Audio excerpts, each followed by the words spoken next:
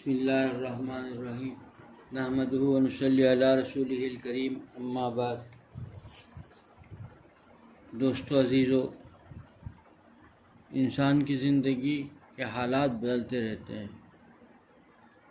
انسان ایک ساتھ ایک چیز ہی زندگی حالات نہیں ہوتا، اللہ تعالیٰ اس حالات کو بدلتے رہتے، تبدیل کرتے ہیں۔ آدمی ذرا غور کرے، تھوڑی دیر کے لیے اپنے وجود کو غور کرے، تب پتہ چلتا ہے جب بچپن تھا تو کھلونے کے بغیر اس کا جو ہے چین نہیں آتا تھا۔ وہ کھلونے، وہ گڑی اور وہ جو ہے سستی سی کار، کھلونے کی کار، اسی سے چین۔ کوئی اس کے پاس سے تھوڑی دیر کے لیے لے لے تو اتنا رونا، اتنا ضد، اتنا بے چین، اتنا، جب تک وہ پھر دوبارہ حاصل نہیں کرتا چین نہیں آتا۔ کسی چیز کی فکر نہیں، نہ کپڑوں کی فکر، نہ کھانے کی فکر، نہ دودھ کی فکر، کسی چیز کی طلب نہیں۔ بھوک بھی لگتی ہو تو بھی اس کے جو کھلونا ہے وہی اس کے لیے سب کچھ ہے، اس کے سوا چین ہی نہیں۔ وہ زندگی اسی میں مہو رہتا ہے۔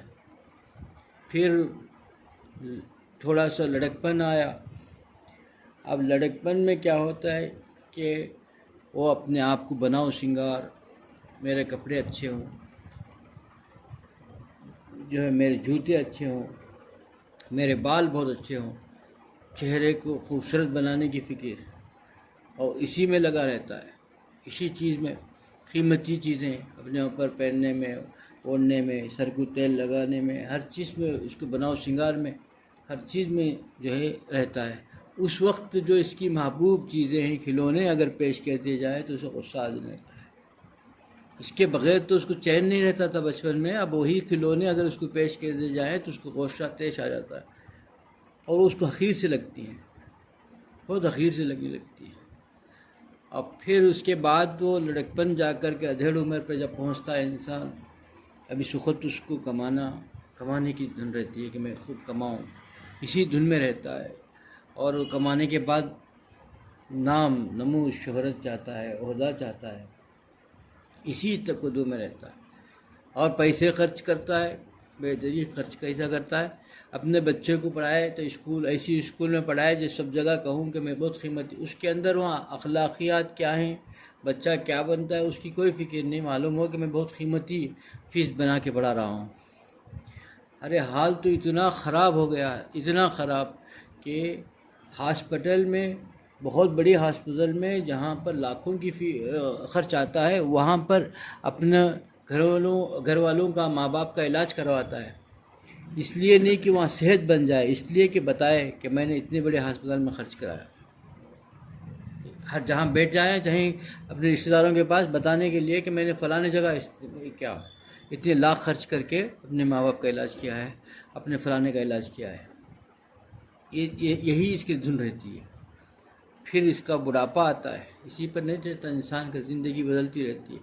پھر بڑھاپے پہ پہنچتا ہے تب پیسے خرچ کرنے کی کسی چیز پر دل ہی نہیں، اور پیسے جمانے کی فکر رہتی ہے۔ جس پر تو یوں لٹاتا تھا، یعنی اب جو ہے جس پر لٹاتا تھا، اب اس پر جو ہے اب انہی پر وہ کرتا ہے، بھائی کہے کے لیے کر رہے ہو، کہیں کہ اتنا خرچہ کر رہے ہو، پیسے بچانے کی فکر رہتی ہے کہ ہر لمحہ ہر چیز چاہتا ہے کہ پیسے بچاؤ۔ اپنے بیوی بچوں پر بھی خرچ نہیں کرنا پسند نہیں کرتا زیادہ، اتنا اپنے آپ کو بچانے کی یہی حالت رہتی ہے، اسی حالت میں۔ اور پرانی جو حالت تھی، اب جو تھا وہ غرور کہ بھائی اتنے ہاسپٹل میں خرچ کروں اور بیٹے کو اتنے بڑی اسکول میں پڑھاؤں، اتنی بڑی فیس، وہاں اس کی ایمان کا کیا حال ہو جاتا ہے، کیا سودا ہو جاتا ہے، کوئی فکر نہیں ہے۔ بڑی فیس، بڑی اسکولوں میں پڑھاؤں تاکہ نام، نمود، شہرت ہو، جہاں چار رشتہ داروں میں بیٹھوں گا تو میں فخر سے کہوں کہ میں اپنے بچے کو فلاں جگہ پڑھا رہا ہوں، اپنے ماں باپ کو فلاں ہاسپٹل میں علاج کرا رہا ہوں۔ اب وہ سب چلے گئے، اب تو چاہتا ہے کہ بھائی خرچ کا ہی نہیں، حتیٰ کہ پرانے کپڑوں کا بھی کوئی چوس نہیں، اپنے لباس کا بھی نہیں، چپل کا بھی نہیں، کسی چیز کا نہیں، سر کو تیل بہت سی تو کیا سب کچھ ادھر رہ جاتا ہے۔ اب وہ چیزیں یاد دلائے تو چیز سمجھ میں نہیں آتی۔ یہ دنیا کا دور ہے، جب جو اگلے دور میں پہنچا تو پچھلا دور اس کے لیے بہت خراب لگتا ہے، اس کو اچھا نہیں لگتا۔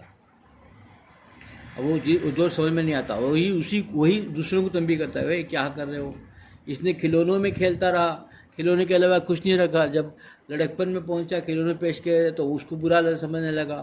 اب وہ اپنے بناؤ سنگار پہ گزارا. جب ادھیڑ عمر میں پہنچا تو وہ جو بناؤ سنگار کو برا سمجھا کہ بھائی خواہ مخواہ پڑھو، اچھا کرو، ترقی کرو، کماؤ. یہ کہاں تم اپنے زیب و زینت پہ خرچ کر رہے ہو، خواہ اپنے آپ کو خوبصورت بنانے میں لگے ہوئے ہو. یہ سب کام نہیں ہے. تم کمانے کی فکر کرو، اچھا پڑھو، اس میں جاؤ. یہ جو خود کیا ہے اس پر دوسروں کو نصیحت کرنے لگتا ہے. وہ کرنا نہیں چاہیے. اب پھر بڑھاپے پہ جاتا ہے تو پیسے بچانے کی فکر ہے. یہاں جو خوب جو نمود چاہتا تھا وہ بھی چلے گیا. اب صرف پیسے بچانے کی. دوستو عزیزو، یہ سب دور چلے گیا. ایک دور وہ بھی آئے گا، ایک دور وہ بھی آئے گا جب یہ جو دنیا ہے، دنیا کو چھوڑ کر کے یہ آنکھ بند ہوگی اور پھر وہ آنکھ کھلے گی ایک ایسی جگہ پر. تب سب کے سب عجیب لگے گا. ساری دنیا کا سارا کھیل عجیب لگے گا. یہ جتنے مرحلے تھے سارے کے سارے مذاق. بہت حسرت کرے گا، بہت حسرت کرے گا. وہاں حسرت کرنے سے کیا ہوگا؟ جب یہ دنیا سے چلے جائے گا، آنکھ بند ہوگی، تب اس کے بعد کا یہ ساری چیزیں سب کے سب دھرے رہ جائیں گی. انسان ساری چیزوں پر حسرت کرتا رہ جائے گا. ہائے کہ میں نے کیا کیا، کیسی زندگی گزار کے آ گیا، مجھے کرنا کیا چاہیے تھا، میں نے کیسی زندگی گزار کے آ گیا. ساری چیزیں حسرت پر رہ جائیں گی. دوستو عزیزو، یہ سب دنیا جو ہے فانی ہے. یہ فانی چیزوں پر جو جی لگایا وہ بہت پچھتائے گا. اللہ تعالیٰ جو دونوں جہاں کا مالک ہے، جو ہم کو پیدا کیا، وہ کہتا ہے کہ فانی چیزوں پر دل لگاؤ گے تو پچھتاؤ گے.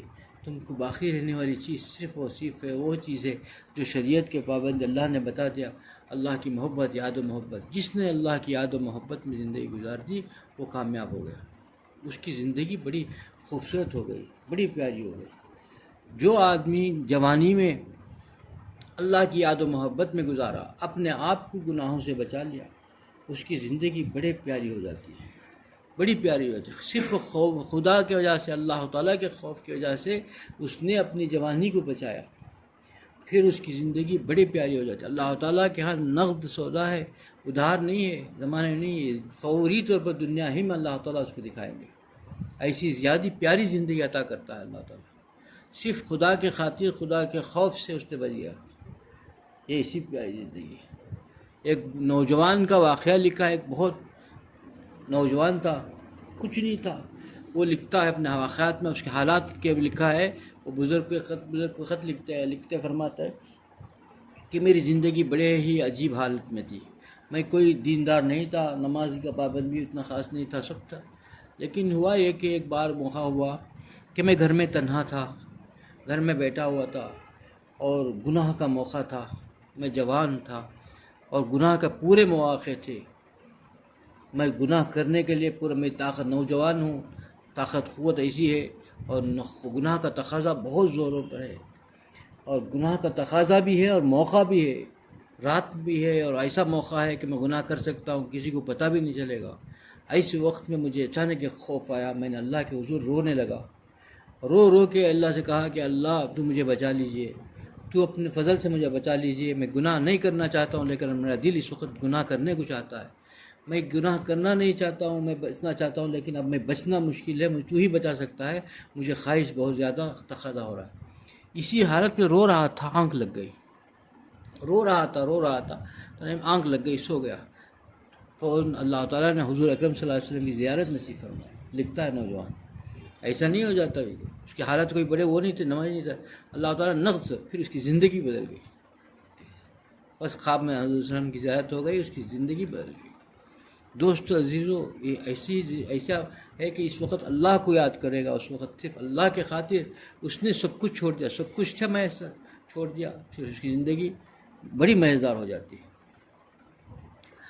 حضرت اکرمہ رضی اللہ عنہ فرماتے ہیں کہ نوجوان اگر اپنی نوجوانی میں اللہ کے خاطر گناہوں سے بچ گیا، سب کچھ مواقع تھے، سب کچھ تھا، لیکن وہ اس نوجوان نے اللہ کے خاطر، صرف خوف خدا کے خاطر اپنے آپ کو گناہوں سے بچا لیا، تو اس کے بڑھاپے میں اللہ تعالیٰ اس کو ایسی دولت نوازیں گے کہ وہ اس کے اوپر نہ نسیان کی کیفیت ہوگی، نہ اس کی کوئی جو ہے ایسی مذاق کی کیفیت ہوگی، نہیں، ایسی مزیدار زندگی رہے گی.